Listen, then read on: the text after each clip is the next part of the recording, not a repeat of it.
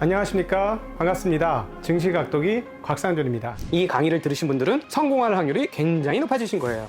여러분이 투자하신 시간과 가치가 여러분에게 실질적인 노후를 보장하는 수단으로 돌아올 것이라고 저는 믿습니다. 이거 우리끼리 비밀입니다. 이거 딴 데 가서 말씀하지 마세요. 이런 강의하는 사람 거기 아마 제 생각에는 없을 것 같아요. 이건 실전을 해본 사람만 아는 얘기예요.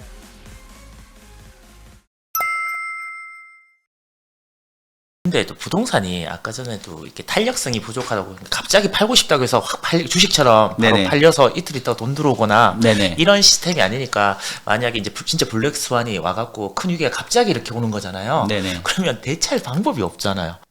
감당이 안 되는 상황이 하면 그때는 진짜 큰 혼란이 오겠다, 맞죠? 네네. 대안이 없는 것 같아서 그런 상황이 오면 음. 뭐 일반 직장인들이나 아니면 자영업 하시는 분들 이런 분들은 그런 분들은 그러면 어떤 준비?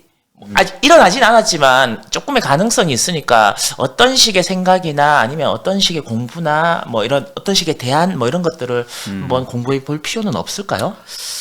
예, 근데 이게 사실은 참 어려운 문제인 게, 이게 아까 제가 블랙스완 테일 리스크를 얘기를 해드렸는데, 그러니까 그냥 뭐 경제가 좋아지는 상황에서 적당하게 금리가 올리고 마는 정도면 뭐 금리 조금 오른다고 해서 부동산 별로 걱정할 필요 없습니다. 라는 이제 지금 얘기를 한 거고. 근데 그게 거기서 그치지 않고 뭔가 뭐 신용경색이 발생하든 금융 위기가 와서 금리가 이제 튀어버리면 그때는 이제 갑자기 적당한 금리 상승이 아니라 급격한 금리 상승으로 가면서 말씀하신 것처럼 집을 팔고 싶어도 못 팔게 되고 대출자 하우스 푸어가 막 속출하고 이자 갚느라 이제 생활이 어려워지는 사람이 발생할 수 있거든요. 근데 그게 한 끗 차이야, 한 끗 차이.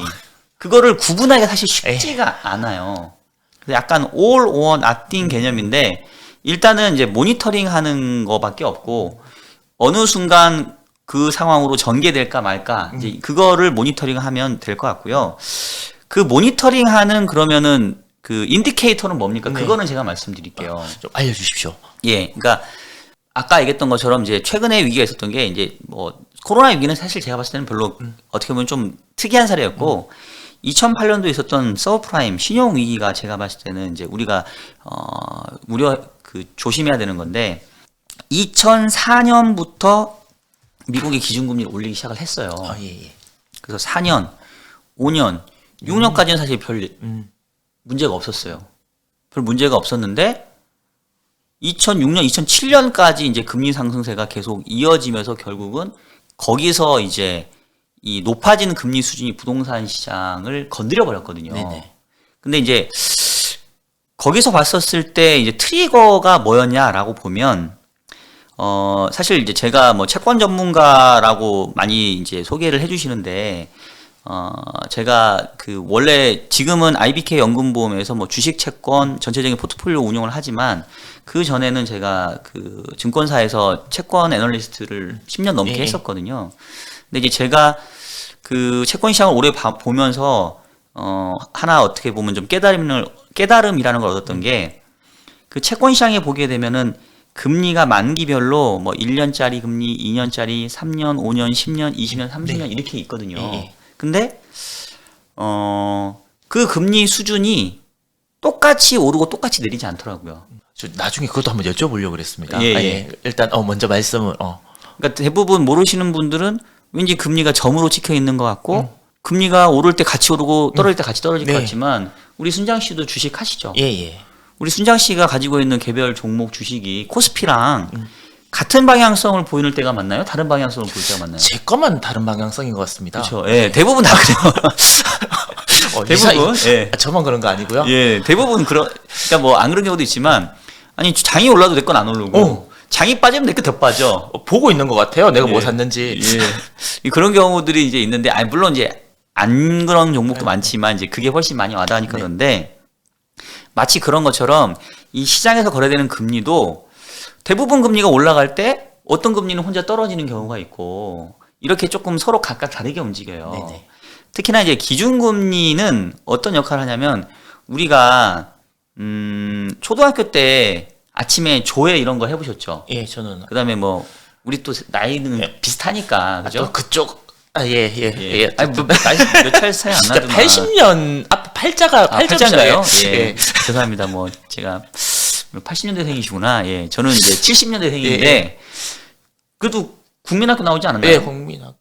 아, 비슷하네. 그다음에 그 우리가 그 뭐죠? 체조 했잖아. 체조. 국민체조 했었죠. 국민체조. 예. 그러면 이제 초등학교 때 그 딱 그 운동장에 모일 때 조회할 때 이제 선생님이 기준 이렇게 예, 하면 예. 한 사람이 기준 뭐 이러잖아요. 예, 예. 그럼 이제 차작 예, 양팔 예. 벌려가지고 왜냐면 체조해야 되니까. 맞습니다. 그죠? 기억나시죠, 여러분 다.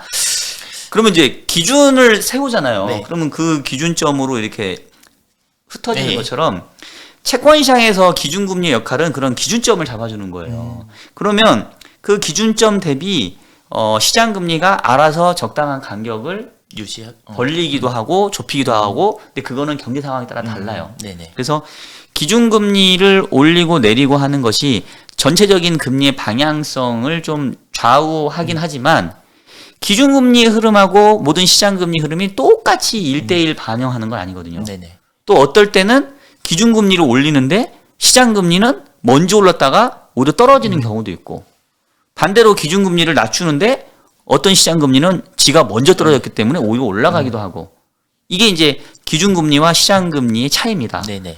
특히나 만기가 짧은 뭐 1년짜리, 2년짜리 이런 단기금리들은 기준금리에 상당히 좀 민감하게 움직여요. 거의 연동된다고 보시면 돼요. 그러니까 약간 채찍 같다고 하시면 될 것 같아요. 네. 채찍 있으면 이렇게 만약에 채찍을 올렸다고 치면 이 채찍의 손잡이에 붙어 있는 애는 오르면 같이 오르고 네. 떨어질 때 같이 떨어지잖아요. 근데 이 채찍의 끝에 있는 애는 채찍이 움직이는 거하고 똑같이 움직이진 않잖아요. 네. 파동을 그죠? 굉장히 많이 내면서 움직이죠. 그렇죠.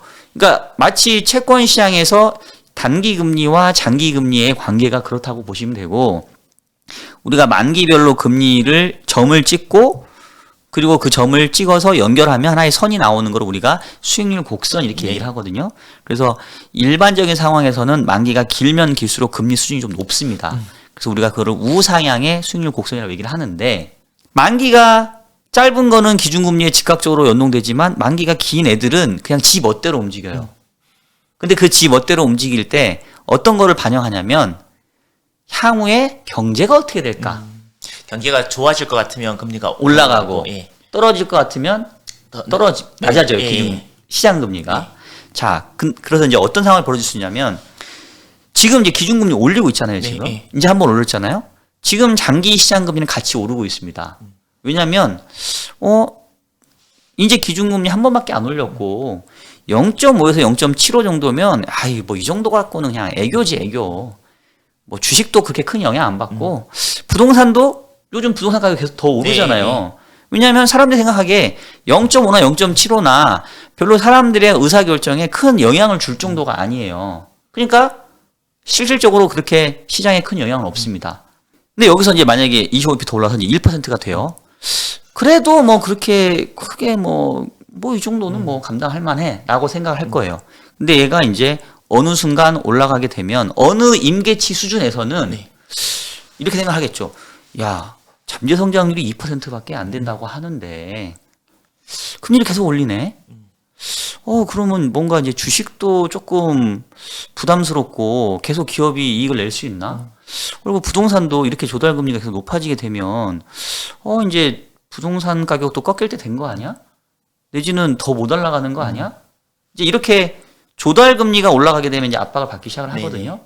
그러면 그게 바로 수익률 곡선상에서 장기 시장 금리를 오히려 이제 아래쪽으로 낮추는 그런 영향을 주기 시작을 해요. 네. 그래서 어떤 모습이 나타나냐면 기준금리는 올리기 때문에 단기 쪽 금리는 같이 올라오는데 장기 쪽 금리는 야 이렇게 계속 금리 올리면 향후에 경기가 안 좋아지는 거 아니야? 떨어지고 라고 생각하면서 떨어지기 시작해요. 두 개가 붙어버리면 그렇죠. 그래서 수익률 곡선의 기울기가 한 이렇게 어떻게 해야 되나? 뭐 이렇게 우상향이었다가 이렇게 해야겠다. 이렇게 우상향이었다가 이게 단기 금리가 여기 있고 장기 금리가 여기 있었다고 하면 이런 기울기였다가 얘는 점차 올라가는데 얘는 안 올라가다가 오히려 이제 떨어져. 그래서 어느 순간 만날 수가 있어요. 만나는 거에 그치지 않고 어느 때는 역전이 될 수도 있어요. 자, 그러면 그때부터 여러분 대단히 조심하셔야 됩니다. 주식에서도 상당히 금리 차가 역전하면 예. 주식 다 팔아야 된다 막 이러는데 그렇죠. 부동산도 예외가 아니에요, 사실은. 그래서 제가 아까 2008년도 서브프라임 위기 얘기를 했었는데 2004년도에 기준금리 올릴 때 장기시장금리 같이 올랐어요. 근데 어느 순간인가 기준금리가 1.0에서 2%, 3% 갈 때만 하더라도 장기시장금리 그냥 조금 오르는 데다가 이제 그냥 그 정도 수준. 근데 2007년 정도께에 무슨 일이 벌어지냐면 기준금리가 이제 5% 수준까지 올라가는데 장기시장금리는 정확하게 예를 들면 국고채 10년짜리, 미국의 10년짜리 금리는 이제 기준금리 5%를 하회하는 거예요. 그리고 마지막에 미국이 5.25까지 올렸는데 그 위기 직전에 국고채 10년짜리 금리가 4.5까지 떨어져요. 기준금리는 5.25로 높은데 10년짜리 장기금리는 4.5%. 그러면 이상하죠, 누가 봐도. 예. 근데 그 당시에 그 그린스펀 의장이 재임 시절이었는데 미국 의회에서 그 그린스펀 의장을 호출을 합니다. 그래서 아니 의장님 왜 기준금리하고 이렇게 시장금리하고 역전이 심합니까? 그랬더니 저도 잘 모르겠는데. 미스터리다. 잘 아시네. 예. 저도 그게 수수께끼입니다. 그래서 It's conundrum. I don't know. It's conundrum 이랬단 말이에요. 그래서 그게 그린스펀의 수수께끼라고 여러분 네이버에 치면 나옵니다.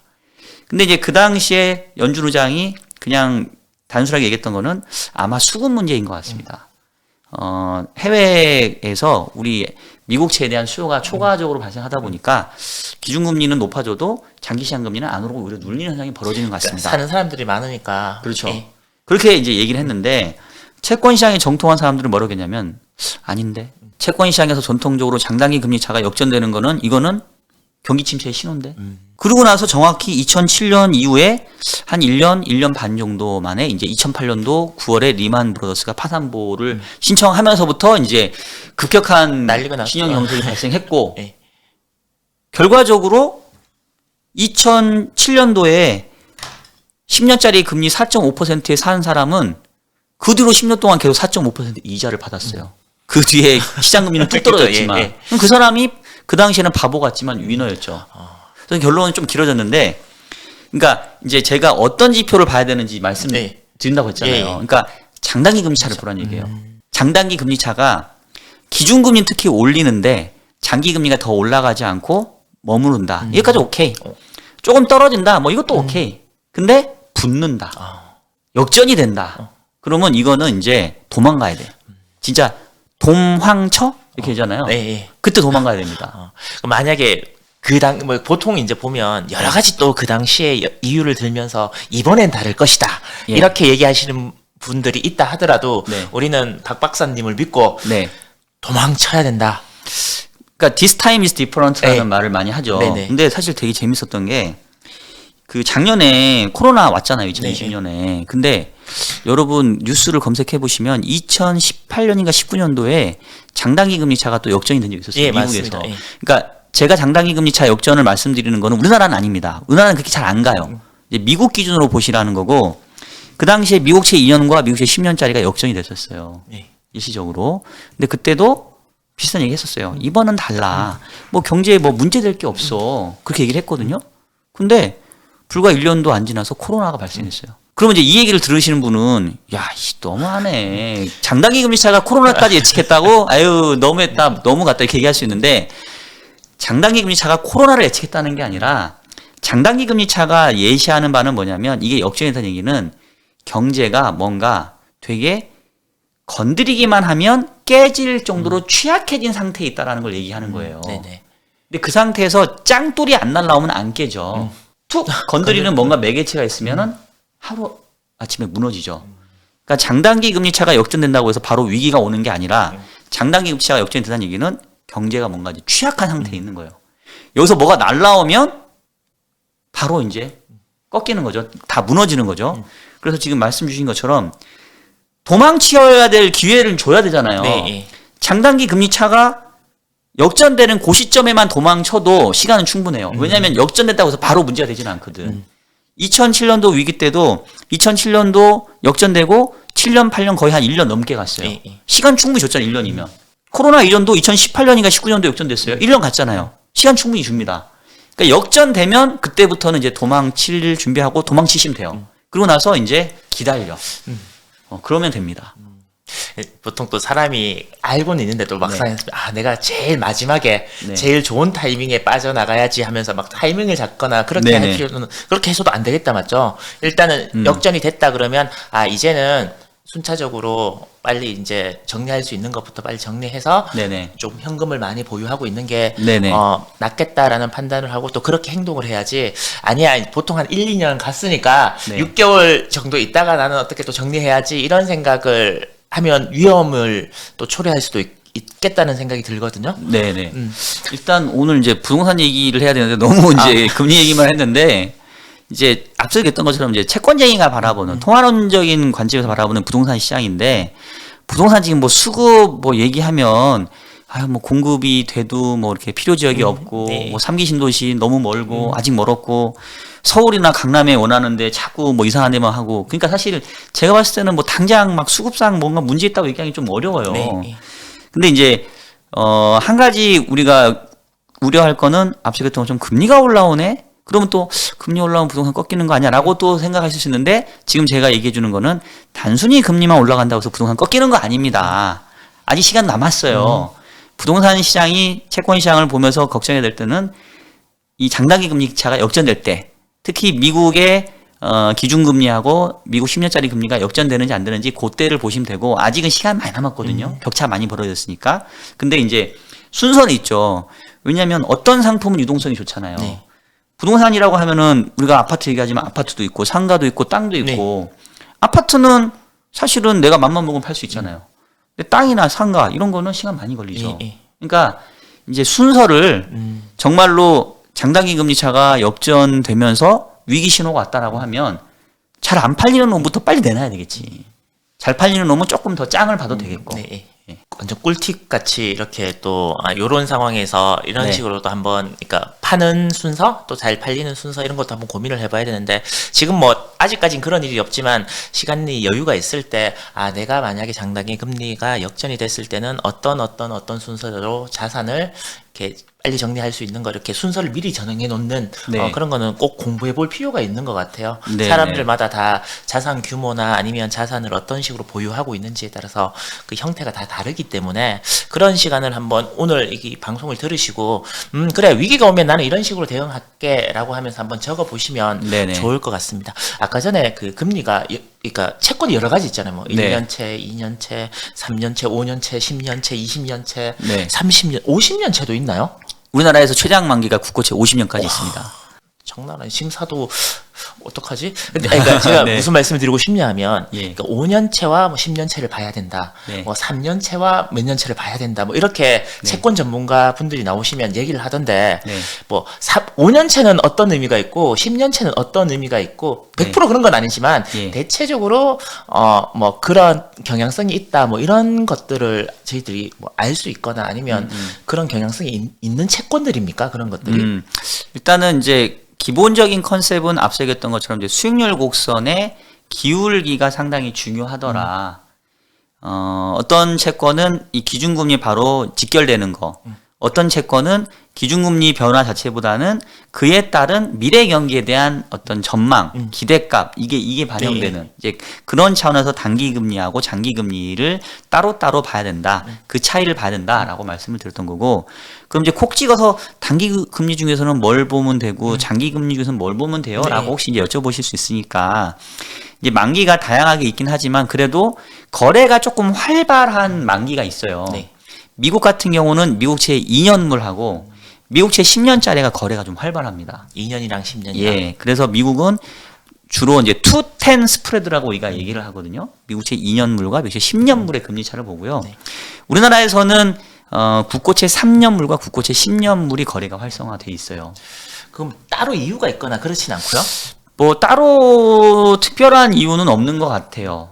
그냥 선호하는 만기인 것 같은데 뭐 우리나라는 2년짜리가 지금은 이제 새롭게 국고채 2년물이 발행이 되기 시작했는데 국고채의 가장 최단 만기가 국고채 3년이었거든요. 네. 3년이 이제 지표 채권으로 오랫동안 기능을 했기 때문에 지금은 이제 5년이나 10년으로 지표 채권이 넘어갔지만 그래서 이제 우리는 3년하고 10년물이 좀 활성화돼 있고 그 국채 선물이라고 해가지고 이 국채 금리를 거래하는 선물 시장이 되게 우리나라에 또 되게 활발하거든요. 네네. 그게 이제 우리는 3년 선물, 10년 선물이 있어요. 그래서 이제 3년과 10년이 좀 대표적이고 미국은 그냥 좀 그런 부분들이 좀 덜 해서 이제 2년하고 10년을 많이 본다 이렇게 보시면 될 것 같습니다.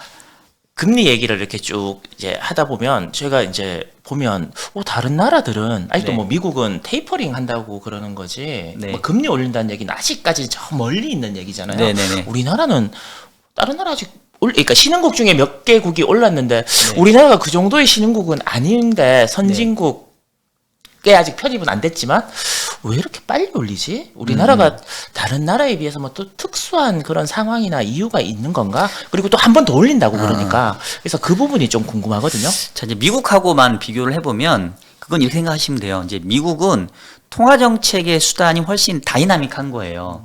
그러니까 얘네는 이미 기준금리를 제로까지 갖다 놓고 그 다음에 뭐 저는 도박 좋아하지 않는데 카드 치면은 뭐 그런 거 있잖아요. 받고 뭐 레이스 이런 것처럼 기준금리 이제 제로로 내려놓고 이제 시장에서는 더 할 거 없는 거 아니야? 무슨 소리야? 양적 완화라는 카드가 있어. 히든 카드 딱 내미는 거고요. 이러니까 이제 다른 유럽 같은 경우는 그래? 그럼 우리는 무슨 소리야? 우리는 마이너스 기준금리 막 이렇게 서로 이제 레이싱하면서 이제 온 거고요. 그거는 이제 선진국들 기축 통화를 가지고 있는 선진국들 뭐 미국이나 유럽이나 영국이나 이런 애들은 양적 완화도 할 수 있고 마이너스 기준금리도 갈 수 있어요. 근데 우리나라처럼 비기축 통화 국가들은 양적 완화 마이너스 금리까지는 꿈을 못 꿉니다. 그냥 우리가 할 수 있는 거는 겨우 기준금리 높이고 낮추고 그리고 기준금리를 낮추는 것도 그들처럼 제로금리까지는 또 못 가고 그래서 우리는 이제 수단이 그냥 기준금리 결정 수단밖에 없다 이렇게 보시면 되겠고요. 그래서 이제 미국은 통화 정책을 이제 정상화하니까 순서가 거꾸로인 거죠. 기준금리 제로로 갔고 그 다음에 양적 완화 했으니까 이제 양적 완화를 이제 걷어들이는 테이퍼링을 먼저 하고 네. 그거 끝나면 이제 기준금리 인상을 하는 거고 우리는 미국이 기준금리 제로로 가고 테이퍼링 할 때 우리는 계속 금리나 했으니까 우리는 이제 되돌리는 것도 당연히 금리 인상 밖에 없는 거죠. 그래서 이제 우리가 빨리 하는 것처럼 보이지만 미국의 양적 완화를 축소하는 테이퍼링 이꼴 우리는 금리 인하했던 거 올리는 인상이다. 이렇게 보시면 돼요. 아, 그게 막 갑자기 막 예를 들면 부동산 이렇게 뭐 유튜버들 보면 부동산을 잡으려고 네. 금리를 올린다 뭐 이렇게 단순화시켜서 볼 거는 아니다 맞죠? 그러니까 일단은 수단을 보면은 이제 미국의 현재 테이퍼링은 대응하는 우리의 수단은 금리 인상이다. 네. 이렇게 말씀드린 거고 지금 말씀 주신 것처럼 왜 이렇게 금리를 빨리 올리냐. 또 연말에 또 올린다고 그러고 11월에 그다음에 총재가 내년도 3월인가 임기 만인데 그 전에 한 번 더 올릴 수도 있다던데 예. 그 이유는 부동산 시장을 잡겠다는 의지가 있는 건 맞습니다. 맞나요? 왜냐면 이게 이제 사실 좀 정치적인 거하고도 연관되는데 원래 대부분 정부의 스탠스는 저금리를 선호하고요. 중앙은행의 스탠스는 약간 고금리를 선호해요. 왜냐하면 중앙은행의 맨데이트는 물가 안정이고 네, 물가 안정. 정부의 맨데이트는 고용 안정, 고용 극대화하기 때문에 성장을 높여야 되거든요. 근데 최근 상황은 되게 아이러니하게 정부도 그렇고 한국은행도 그렇고 다 금리를 높이자라는 쪽으로 이렇게 뭔가 두 부처가 의견을 같이 하고 있습니다. 그 이유는 결국은 부동산 시장이 과한 상승세를 보였고 그에 따른 가계부채가 늘어났고 그로 인해서 향후에 혹시 뭔가 이게 경제의 어떤 위기로 작용할 수 있지 않을까라는 우려감이 내포해 있기 때문에 빨리 저금리를 환수하고 유동성을 흡수해서 뭔가 좀 정상적인 시장으로 좀 가야 되겠다라는 의지가 있는 거는 당연히 맞고요. 지금 가계부채랑 부동산 시장 심각하니까 뭐라도 해야지. 그러면서 이제 부동산 대출도 규제하고 금리 인상도 하고 타겟이 분명히 부동산 시장에 있는 거 맞습니다. 그렇게 한다고 그래서 네. 과연 잡힐 것인가는 또 논의의 문제인 거니까. 논의 문제고 그러니까 아까 이제 제가 말씀드렸잖아요. 결국 이제 이게 연결되는 건데 만약에 부동산 시장을 잡겠다라고 하면 금리를 이 정도 올려갖고는 택도 없어요. 정말로 한 2% 이상 3%까지는 가야 부동산 시장을 잡을 수 있을 거예요. 그러니까 지금 말씀하신 건 기준금리를 말씀하신 기준금리 거고. 수준으로. 예. 예, 지금 뭐 대출이 벌써 3% 후반, 뭐 4% 초반까지 된다. 그렇죠. 그러더라고요. 그러니까 지금보다 100bp 더 정도는 더 올라가야 돼. 한 200bp 정도는 올라가야 정말로 금리 때문에 부동산이 잡힐 거예요. 집값이 왜 올랐을까? 그리고 이제 앞으로 어떻게 될까? 이제 그거를 하면서 좀 예. 마무리를 할까요? 예. 결국 저는 이제 두 가지라고 봐요. 그러니까 하나의 축은 심플하죠. 아까 얘기했잖아요. 인플레이션. 돈 가치가 떨어졌다. 집값만 올랐나요? 다 올랐어요. 명품 백 가격도 올랐고요. 주식 가격도 올랐잖아요. 이건 부동산의 문제가 아닙니다. 공통적으로 돈이 많이 풀렸기 때문에 집 가격도 그에 비례해서 올라간 것도 있고, 특히 집이 올라간 이유는 앞서 얘기했던 것처럼 재화와 서비스 중에 어떤 거는 공급이 비탄력적인 애들이 더 많이 오른 건데, 그 중에 하나가 부동산이에요. 네. 바로 찍어낼 수 없잖아요. 네. 전직 장관이 부동산이 빵이 아니지 않냐. 빵이라면 내가 매번 찍어낸다면서요. 아니거든요. 그러니까 특히 더 많이 오른 부분이 있습니다. 그래서 이게 전망도 당연히 향후의 유동성이 얼마만큼 흡수될 거냐에 연결돼 있는데, 앞으로 유동성을 조이긴 조이지만 정말로 집값을 뺄 정도로 금리를 확실하게 올리려면 많이 올려야 되는데, 경제가 과연 그렇게 버틸 수 있겠냐. 그래서 쉽지는 않을 거고, 만약에 그렇게까지 올리면 집값도 꺾일 건데, 그러면 인디케이터로 볼 게 장단기 금리 차가 역전되면 그때부터는 진짜 뭐 부동산을 잡겠다고 금리를 계속 올리는 건지, 아니면 어떤 외부적인 요인에 의해서 금리를 어쩔 수 없이 올려주는 상황이 되니까 그때부터는 조심하십시오. 그게 이제 유동성 측면에서 부동산 시장 얘기한 거고, 또 하나는 결국은 수급이에요. 수급. 공급 부분이 충분하지 않다. 지금 서울시에 보게 되면은 신규로 주택 부동산 아파트 공급이 적거든요. 제가 알기로는 원래 서울에 10,000채 정도가 신규 공급된다라고 네. 그러더라고요. 그러니까 이제 이게 뭐 옛날에는 뭐 흔히 말하는 노령화되고 고령화되고 인구 절벽이 와서 이제 일본식으로 간다고 했는데, 뭐 지금처럼 이제 세대가 분리가 되고 또 이제 어디가 몰리잖아요. 네. 그러니까 이게 사실 양극화의 문제거든요. 공급이 전체 공급이 되면 뭐래요? 원하는 곳에 공급이 돼야죠. 근데 뭐 원하는 곳에 공급이 이렇게 이렇게 충분히 되지 않는다고 하면, 아무리, 그러니까 그런 거죠. 오른 다리가 가려운데 왼쪽 다리를 아무리 긁어봤자 피나지 오른쪽 다리 절대 시원하지 않습니다. 그래서 이 수급적인 부분에서 공급 분야가 좀 해결이 돼야 되는데, 그거는 제가 봤을 때는 정책에 달려 있는 것 같아요. 그래서 뭐 내년도에 대선 주자들이 정책에 대해서 상당히 첨예한 얘기를 하고 있기 때문에 그거는 그 상황에 좀 달려 있지 않을까. 근데 확실한 거는 필요한 곳에 적절한 공급이 이루어지지 않는 한 지금의 부동산 시장의 상승세가 가격이 너무 많이 왔으니까 무조건 꺾인다? 대출 규제를 많이 하니까 꺾인다? 그렇게 보기에는 좀 쉽지 않은 것 같아. 알겠습니다. 오늘 진짜 제가 많은 것들을 이제 배워가거든요. 아마 네네. 이걸 시청하시는 분들도 그냥 어렴풋이 금리 오르니까 부동산은 이제 큰일 났어, 뭐 이렇게 단순화시키는 게 아니라, 우리가 어떤 걸 공부하고 어떤 지점에서는 조금 대응을 해야 되는 시점이 어떤 시점이고, 이런 것들을 충분히 또 굉장히 쉽게 설명을 잘 해주셔갖고 너무 감사하고요. 네. 제가 오늘 또 이제 여쭤보고 싶었는데 아직 못 여쭤본 것들도 있거든요. 그래서 기회를 주신다면 시간이 되실 때 제가 언제든지 또 한번 찾아뵙고 좋은 말씀을 한번 듣고 싶은데 기회를 주시겠습니까? 예, 뭐 저는 각도기 TV 사랑합니다, 여러분. 자주 불러주십시오. 예. 알겠습니다. 오늘 또 긴 시간 이렇게 시청해주신 여러분들께 정말 감사드리고요. 귀한 시간 내주신 박종현 박사님께도 감사 말씀 다시 한번 드립니다. 고맙습니다. 네, 감사합니다. 안녕. 안녕.